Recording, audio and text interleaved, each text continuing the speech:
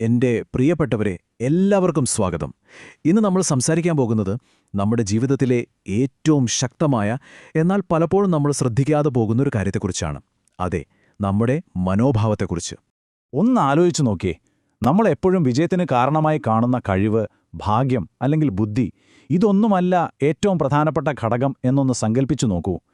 ഈ ഒരൊറ്റ ചിന്ത മതി ചിലപ്പോൾ നമ്മുടെ ജീവിതം തന്നെ മാറ്റിമറിക്കാൻ. ജെഫ് കെല്ലറിന്റെ ഈ വാക്കുകളാണ് നമ്മുടെ ഇന്നത്തെ ഈ ഒരു ചർച്ചയുടെ കാതൽ. എന്തൊരു ശക്തമായ വാക്കുകളാണല്ലേ!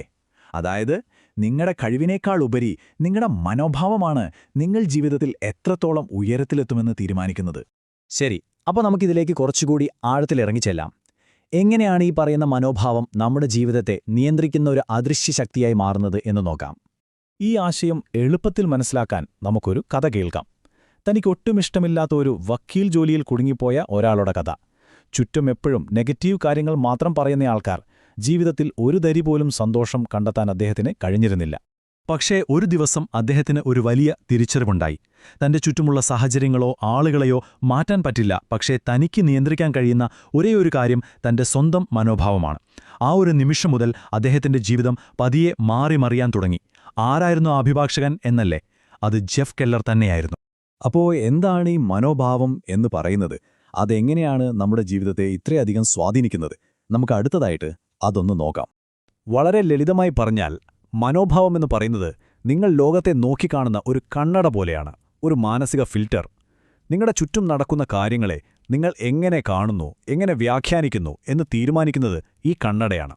ഇവിടെ നോക്കൂ, പ്രധാനമായും രണ്ടു തരം മനോഭാവങ്ങളുണ്ട്. ഒന്ന്, ഏതു പ്രശ്നത്തിലും ഒരു അവസരം കാണുന്ന, നമ്മളെ മുന്നോട്ട് കൊണ്ടുപോകുന്ന ഒരു മനോഭാവം. രണ്ടാമത്തേത്, എന്തിലുമേതിലും കുറ്റവും കുറവും മാത്രം കണ്ട് നമ്മളെ തന്നെ പിന്നോട്ട് വലിക്കുന്ന ഒരു മനോഭാവം. നിങ്ങളൊന്ന് ആത്മാർത്ഥമായി ചിന്തിച്ചു നോക്കൂ, നിങ്ങളിതിൽ ഏതു ഭാഗത്താണ് കൂടുതൽ നിൽക്കുന്നത്? അപ്പോൾ ഏറ്റവും നിർണായകമായ കാര്യം ഇതാണ്. മനോഭാവം എന്ന് പറയുന്നത് ഒരു ചെയിൻ റിയാക്ഷൻ പോലെയാണ് പ്രവർത്തിക്കുന്നത്. നിങ്ങളുടെ മനോഭാവം നിങ്ങളുടെ ചിന്തകളെ ഉണ്ടാക്കുന്നു. ആ ചിന്തകൾ വികാരങ്ങളായി മാറുന്നു.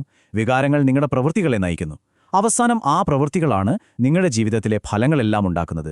അപ്പോൾ ആ ശൃംഖലയിലെ ആദ്യത്തെ കണ്ണി, അത് നിങ്ങളുടെ മനോഭാവമാണ്. അത് ശരിയാക്കിയാൽ ബാക്കിയെല്ലാം താനേ ശരിയായിക്കോളൂ. ഈ ആശയം കൂടുതൽ വ്യക്തമാക്കാൻ യഥാർത്ഥ ജീവിതത്തിൽ വിജയിച്ച ചില മഹാന്മാരുടെ മനോഭാവം എങ്ങനെയായിരുന്നു എന്ന് നമുക്കൊന്ന് നോക്കിയാലോ? തോമസ് എഡിസന്റെ കാര്യം തന്നെ എടുക്കാം. ബൾബ് കണ്ടുപിടിക്കുന്നതിന് മുൻപ് 10,000 തവണ അദ്ദേഹം പരാജയപ്പെട്ടുവെന്ന് നമ്മൾ കേട്ടിട്ടുണ്ട്. പക്ഷെ അദ്ദേഹം അതിനൊരു പരാജയമായിട്ടേ കണ്ടില്ല. പകരം ബൾബ് ഉണ്ടാക്കാൻ പറ്റാത്ത 10,000 വഴികൾ ഞാൻ കണ്ടുപിടിച്ചു എന്നാണ് അദ്ദേഹം പറഞ്ഞത്. കണ്ടോ, അതാണ് മനോഭാവം. ആ ഒരു കാഴ്ചപ്പാടാണ് വ്യത്യാസം. അതുപോലെ തന്നെയാണ് ഓപ്ര വിൻഫ്രിയുടെ കഥയും. കടുത്ത ദാരിദ്ര്യത്തിൽ നിന്നും ഒരുപാട് പ്രതിസന്ധികളിൽ നിന്നും ലോകം മുഴുവൻ അറിയുന്നൊരു വ്യക്തിയായി അവർ മാറി. എങ്ങനെ? തന്റെ മോശം സാഹചര്യങ്ങൾ തന്റെ ഭാവിയെ തീരുമാനിക്കാൻ അവരൊരിക്കലും അനുവദിച്ചില്ല. ആ ഒരു മനോഭാവമാണ് അവരെ വിജയത്തിലേക്ക് നയിച്ചത്. ചുരുക്കി പറഞ്ഞാൽ ഇതാണ് കാര്യം. നമ്മുടെ ജീവിതത്തിലെ പല സാഹചര്യങ്ങളും ചിലപ്പോൾ നമ്മുടെ നിയന്ത്രണത്തിലായിരിക്കില്ല.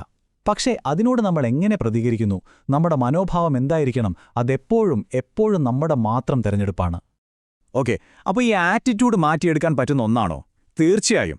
അതൊരു മസിൽ പോലെയാണ്. നമുക്കതിനെ നല്ലപോലെ ട്രെയിൻ ചെയ്ത് ബലപ്പെടുത്താൻ സാധിക്കും. അതെങ്ങനെയെന്ന് നോക്കാം.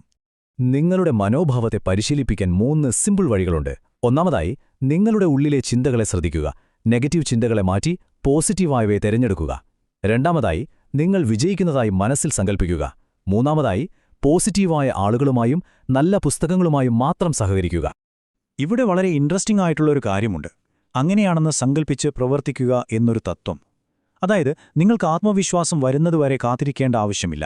ആത്മവിശ്വാസത്തോടെ അങ്ങ് പെരുമാറുക. നിങ്ങളുടെ പ്രവൃത്തികൾക്ക് നിങ്ങളുടെ മനോഭാവത്തെ മാറ്റാൻ സാധിക്കും. അപ്പോൾ നമ്മൾ ഈ ഒരു വിശദീകരണത്തിന്റെ അവസാന ഘട്ടത്തിലേക്ക് കടക്കുകയാണ്. ഒരു കാര്യം ഓർക്കുക, മാറ്റം വരുത്താനുള്ള ശക്തി പൂർണ്ണമായും നിങ്ങളുടെ കൈകളിലാണ്. ഇപ്പോൾ ഇത്രയും കാര്യങ്ങൾ കേട്ടുകഴിഞ്ഞ സ്ഥിതിക്ക്, ഇന്ന് നിങ്ങളുടെ മുന്നിലൊരു പ്രശ്നം വന്നാൽ നിങ്ങൾ എന്ത് തിരഞ്ഞെടുക്കും? അതിനെക്കുറിച്ച് പരാതി പറഞ്ഞിരിക്കുമോ, അതോ അതിനൊരു പരിഹാരം കണ്ടെത്താൻ ശ്രമിക്കുമോ? ഈ ഒരു വാചകം എപ്പോഴും ഓർമ്മയിൽ വയ്ക്കുന്നത് നല്ലതാണ്. നിങ്ങളുടെ ചിന്തകളെ ശ്രദ്ധിക്കുക. കാരണം ആ ചിന്തകളിൽ നിന്നാണ് നിങ്ങളുടെ വിധി തന്നെ രൂപപ്പെടുന്നത്. അതുകൊണ്ട് നിങ്ങൾക്കുള്ള എൻ്റെ ഒരു ആഹ്വാനം ഇതാണ്. വലിയ മാറ്റങ്ങളൊന്നും വേണ്ട. ഇന്ന് നിങ്ങളുടെ മനോഭാവത്തിൽ മനഃപൂർവമായ ഒരൊറ്റ ചെറിയ മാറ്റം കൊണ്ടുവരുമെന്ന് സ്വയം ഒരു വാക്കു കൊടുക്കുക. ഒരു ചെറിയ മാറ്റം മതി, പക്ഷേ അത് ഇന്ന് തന്നെ തുടങ്ങണം. അങ്ങനെ നിങ്ങൾ ഏറ്റെടുക്കാൻ പോകുന്ന ആ ഒരു മാറ്റം എന്താണെന്ന് താഴെ കമന്റ് ബോക്സിലൊന്ന് പറയൂ. നിങ്ങളുടെ ലക്ഷ്യങ്ങൾ കാണുമ്പോൾ അത് മറ്റുള്ളവർക്കും ഒരു പ്രചോദനമായേക്കാം. നമുക്ക് പരസ്പരം ഇൻസ്പയർ ചെയ്യാം അല്ലേ? ഇതുപോലുള്ള കൂടുതൽ അറിവുകൾക്കായി ഈ ചാനൽ ലൈക്ക് ചെയ്യാനും സബ്സ്ക്രൈബ് ചെയ്യാനും മറക്കരുത് കേട്ടോ. ഈ വിശദീകരണം കണ്ടതിന് എല്ലാവർക്കും ഒരുപാട് നന്ദി. ഓർക്കുക, നിങ്ങളുടെ മനോഭാവമാണ് നിങ്ങളുടെ ജീവിതം. അതിനെ മനോഹരമാക്കുക.